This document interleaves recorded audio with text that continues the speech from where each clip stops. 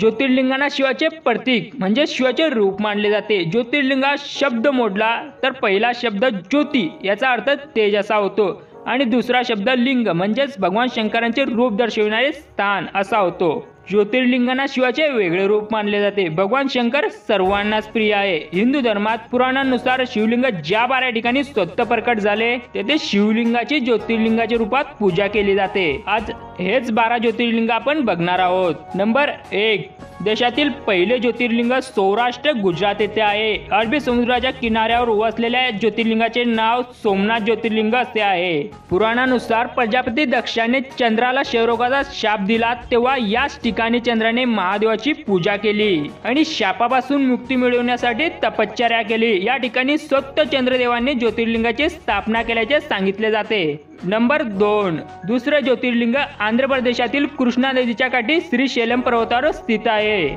आंध्र प्रदेशात असलेल्या या ज्योतिर्लिंगाचे नाव मल्लिकार्जुन ज्योतिर्लिंग असे आहे। नंबर 3, महाकालेश्वर ज्योतिर्लिंग हे मध्य प्रदेशच्या उज्जैन शहरात स्थित आहे। या ज्योतिर्लिंगाजवळ शिप्रा नदी वाहते। हे एकमेव दक्षिणमुखी ज्योतिर्लिंग आहे। येथे दररोज भस्म आरती होते जी जगभर प्रसिद्ध आहे। नंबर 4, मध्य प्रदेशात 2 ज्योतिर्लिंग आहेत। महाकालेश्वर ज्योतिर्लिंगाशिवाय ओंकारेश्वर ज्योतिर्लिंग हे माळवा प्रदेशात नर्मदा नदीच्या काठावर डोंगरावर वसलेले आहे। भाविकांनी इतर तीर्थक्षेत्रातून पाणी आणून ओंकारेश्वर बाबांना अर्पण केल्यास त्यांची सर्व तीर्थ पूर्ण होतात असे मानले जाते।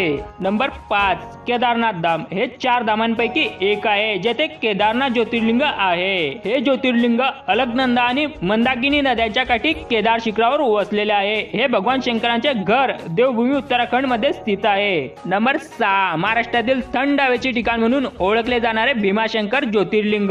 या शिवलिंगाचा आकार बराच जाड आहे म्हणून त्याला मोटेश्वर महादेव असेही म्हणतात। नंबर 7, उत्तर प्रदेशच्या पवित्र वाराणसी मध्ये विश्वनाथ ज्योतिर्लिंग विराजमान आहे। या ठिकाणाला धर्मनगरी काशी असेही म्हणतात जे भगवान भोलेनाथांचे प्रिय स्थान मानले जाते। गंगा नदीच्या काठावर बाबा विश्वनाथांचे मंदिर आहे। असे म्हणतात की भगवान शिवांनी कैलास सोडले आणि काशीत कायमचे वास्तव्य केले।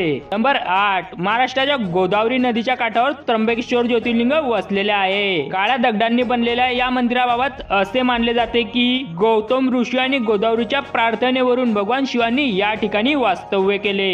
नंबर 9, परळी वैजनाथ ज्योतिर्लिंग महाराष्ट्रातील बीड जिल्ह्यात स्थित आहे। या मंदिराला वैजनाथ धाम असे म्हणतात, त्याला रामेश्वर धाम असेही म्हणतात। नंबर 10, महाराष्ट्रातील हिंगोली जिल्ह्यातील औंढा नागनाथ ज्योतिर्लिंग हे ज्योतिर्लिंग नागेश्वर ज्योतिर्लिंग म्हणूनही प्रसिद्ध आहे। नंबर 11, 11वे ज्योतिर्लिंग हे तमिळनाडूच्या रामेश्वरम ठिकाणी वसलेले आहे। या ज्योतिर्लिंगाचे नाव रामेश्वरम असे आहे। अशी आख्यायिका आहे की लंकेवर हल्ला करण्यापूर्वी भगवान रामाने शिवलिंगाची स्थापना केली होती त्यामुळे याला रामेश्वरम असे नाव पडले।